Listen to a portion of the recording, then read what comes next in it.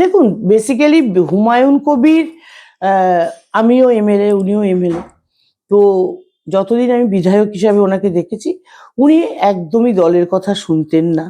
মানে দল বারবার ওকে বারণ করেছে যে যে কোনো কথা বলে না দিতে, যা মনে আসে বলে না দিতে। কারণ দেখুন, সব পার্টির একটা রুল থাকে, সেই রুল আমরা প্রত্যেকে বিধায়করা আমরা মেনটেন করে চলতাম। আমরা আগ বাড়িয়ে কথা বলা বা কোনো জায়গায় বাইক দেওয়া, এটা আমি অন্তত এমএলএ হিসাবে করিনি, এবং অনেক এমএলএই করতো না। কিন্তু হুমায়ুন কবির বেসিক্যালি দলের কথা শুনতো না, এবং দল ওকে ডেকে বহুবার ওকে হুঁশিয়ার করেছে যে করতে না। তারপরেও যখন ও শোনেনি, তখন ওকে সাসপেন্ড করা হয়েছে।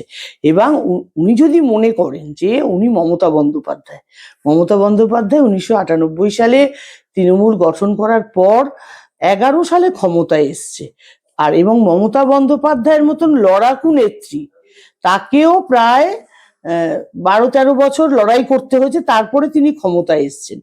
এখন হুমায়ুন কবির যদি মনে করেন যে তার মতন একজন পাগল বিধায়ক হঠাৎ করে একটা দল গঠন করে ফেললো এবং সব মানুষ তাকে বিশ্বাস করে তার দিকে ভোট চলে গেল, আমাদের তৃণমূলের ভোট অনেকটা কেটে নিয়ে গেল, এটা মূর্খের স্বর্গে বাস করছেন হুমায়ুন কবির। মানে এর কোনো মাথা মুন্ডুই নেই। হ্যাঁ, কিছু পার্সেন্ট ভোট ওনার, যারা ওনার মানে খুব কাছের মানুষ, কিছু পার্সেন্ট ভোট হয়তো কাটবে বা যাবে, কিন্তু তাতে তৃণমূলের ফলাফলের উপর খুব একটা বেশি প্রভাব পড়বে না। এর আগেও বহু নেতারা লোকাল দল করেছে, একমাত্র মমতা বন্দ্যোপাধ্যায় ছাড়া কেউ কিন্তু সাকসেস পায়নি। তৃণমূল কংগ্রেস ছাড়া আর কোনো দল কিন্তু সাকসেস পায়নি যে ক্ষমতায় আসতে।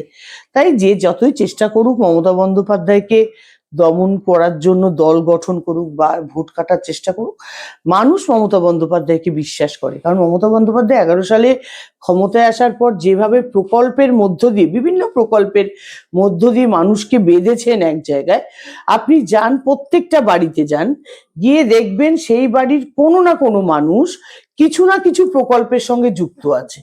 তো আজকে মহিলাদের জন্য মমতা বন্দ্যোপাধ্যায় যা করেছেন, বা গ্রামে চাষিদের জন্য যা করেছেন, কৃষকদের জন্য, শ্রমিকদের জন্য, সেই ভাবনাটা কিন্তু এর আগে যারা ছিল তারা কেউ কোনোদিনও ভাবেনি।